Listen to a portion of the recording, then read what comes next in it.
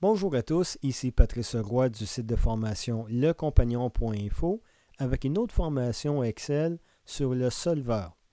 Le solveur est un outil complémentaire qui vous aide à optimiser votre modèle. Le solveur n'est pas activé lorsque vous utilisez la première fois Excel. Il faut l'activer. Comme d'autres éléments que vous allez voir, c'est un complément qui n'est pas fait par Microsoft, mais qui fonctionne pour donner des options supplémentaires à Excel. Alors, allons voir les compléments et allons activer le solveur en particulier. Alors, sous le bouton Office, vous allez retrouver le bouton Options Excel qu'il faut appuyer. Alors, parmi les options, vous avez la liste des catégories à la gauche. Je vais vous demander d'appuyer sur l'option Complément. Au bas, vous allez voir qu'on peut gérer plusieurs éléments, les compléments Excel, compléments COM, XML et ainsi de suite. On reste avec les compléments Excel et je vais vous demander d'appuyer sur le bouton Atteindre. Voici la liste des compléments qu'on peut activer. Le complément qui nous intéresse, c'est le complément Solver ou Solveur en français. Alors, je vais vous demander de cocher à la case qui est juste à côté et d'appuyer sur le bouton OK. Maintenant, sous l'onglet des données, vous allez voir complètement à la droite un nouveau groupe qui s'est créé qui s'appelle Analyse et vous allez voir l'option Solveur. L'option Solveur, comme je le mentionnais, vous aide à optimiser votre modèle. Mais il faut l'optimiser sur une cellule en particulier. Dans ce cas-ci, ça va être le total des profits de notre modèle. Vous pouvez décider de maximiser, minimiser ou d'atteindre une valeur cible. Comme pour le gestionnaire de scénario, les cellules variables doivent être des cellules qui contiennent seulement des valeurs, pas des formules. Alors dans ce cas-ci, les cellules B21, qui est le taux de croissance, de B3 jusqu'à B5, qui sont le total des revenus pour le mois de janvier dans notre modèle. Aussi, pour sélectionner ces variables-là, on va choisir de B3 jusqu'à B5. Je garde mon doigt sous la touche CTRL et je vais aussi chercher B21. Ensuite, un modèle sans contrainte va seulement essayer d'atteindre l'infini. Il faut qu'il y ait des contraintes. Et vous en avez quelques-unes qui sont ici. Alors, on a les contraintes pour les cellules B21, le minimum et le maximum. La cellule B4 et B5, on a aussi des contraintes, mais il n'y a pas de contraintes encore pour les cellules B3. On va les ajouter. Alors maintenant, ajoutons les contraintes pour B3. Appuyez sur le bouton Ajouter. Maintenant, la cellule où on veut mettre une contrainte, c'est la cellule B3. Alors, on va la sélectionner. Regardons le type de contrainte qu'on peut mettre. Plus petit ou égal à, on est en train de mettre un plafond. Elle ne peut pas être au-dessus de ça. Elle doit absolument être en dessous ou égale à telle valeur. Doit être égale à telle valeur. Si vous avez une combinaison de valeurs, vous pouvez déterminer que c'est ceci est le maximum.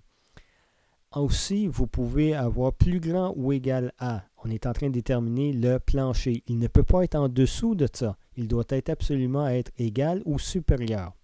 Aussi, vous pouvez avoir déterminé que les valeurs doivent être des entiers. Vous ne voulez pas des fractions.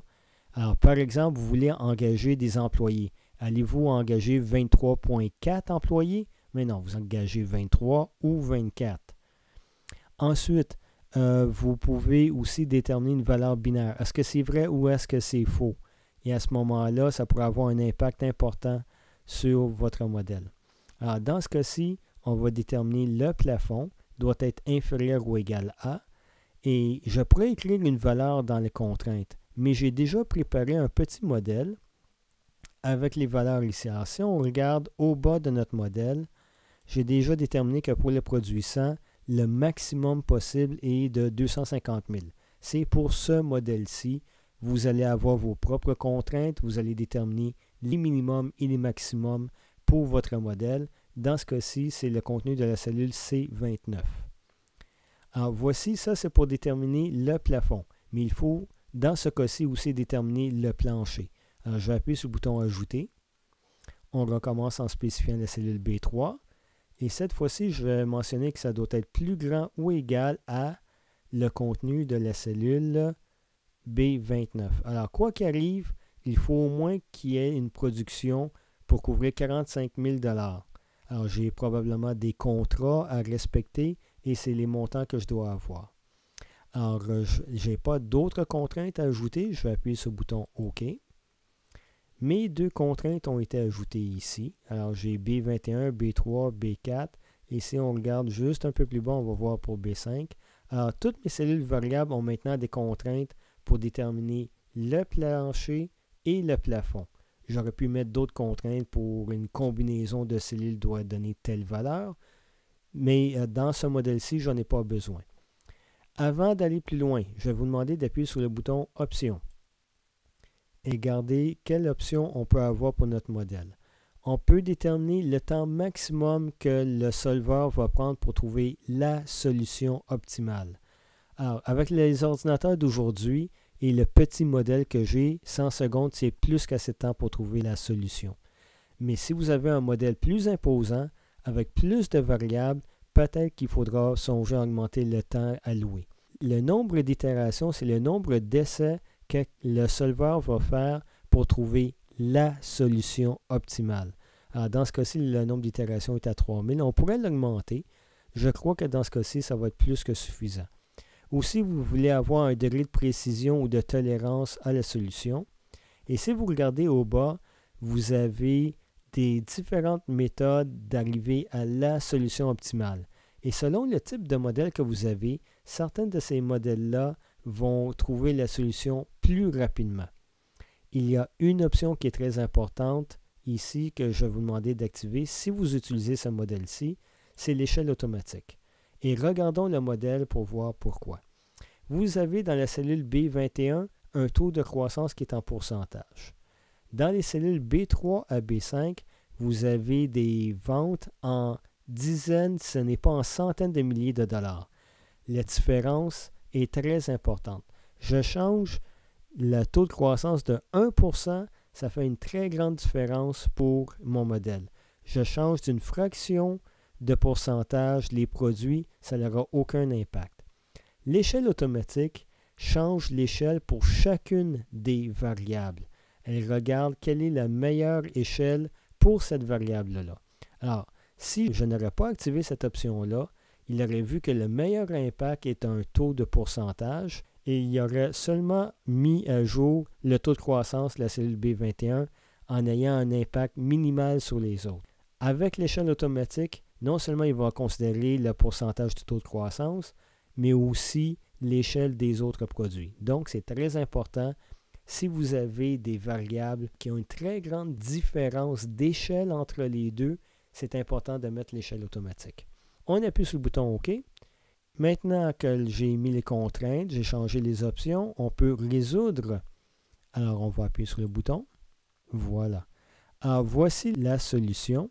Là, on voit que le taux de croissance est à son maximum. On voit aussi que pour les produits 100, on a atteint les maximums. Il n'y avait rien dans notre modèle qui allait nous restreindre. Peut-être dans votre modèle, vous ne pourrez pas atteindre la valeur maximale que vous voudriez parce qu'il y a d'autres restrictions qui vous empêchent. Pour ce modèle-ci, ce n'est pas un problème. On atteint tous les maximums. Et ce qu'on peut faire, c'est rétablir les valeurs d'origine ou garder les valeurs. Et on pourrait aussi enregistrer le tout dans un scénario. Vous pourrez voir le gestionnaire des scénarios pour voir comment l'utiliser. Et on pourrait aussi générer des rapports pour voir la réponse des variables, le degré de sensibilité des variables et la limite de chacune de ces données-là. Alors, je vais activer ces rapports-là, garder la solution et je vais appuyer sur OK. Alors, dès que j'appuie sur le bouton OK, Excel va générer de nouvelles feuilles de calcul avec les rapports que j'ai demandés. On va agrandir les colonnes pour que vous voyez les résultats. Alors, si on peut atteindre le maximum de toutes nos variables, on aurait un résultat de 1 876 000 $. Mais il faudrait avoir un taux de croissance de 150 % mois après mois et commencer avec le maximum de vente de chacun des produits. Alors, ça vous donne une idée de comment le solveur fonctionne. Alors, on voit maintenant les rapports. Le rapport des limites, vous voyez que pour chacune des variables, On voit le minimum et le maximum qui étaient disponibles. Ensuite, si on regarde le rapport de sensibilité, on voit à quel point chacun des gradients ici nous indique le taux de sensibilité. On a vu les maximums ici, mais on voit le degré de sensibilité du taux de croissance nettement supérieur aux autres. Et il y a un dernier rapport qui est disponible, le rapport des réponses. Alors, on regarde les valeurs initiales et qu'est-ce qui est arrivé comme valeur finale. Alors, on avait une valeur initiale de 40 000. Pour les cumulatifs, on a atteint 1 876 000. Les valeurs initiales pour les produits et leur valeur finale. Et on voit au bas les contraintes et ceux qui ont eu un impact ou pas pour notre modèle. Alors, j'espère que vous avez aimé cette présentation sur le solveur.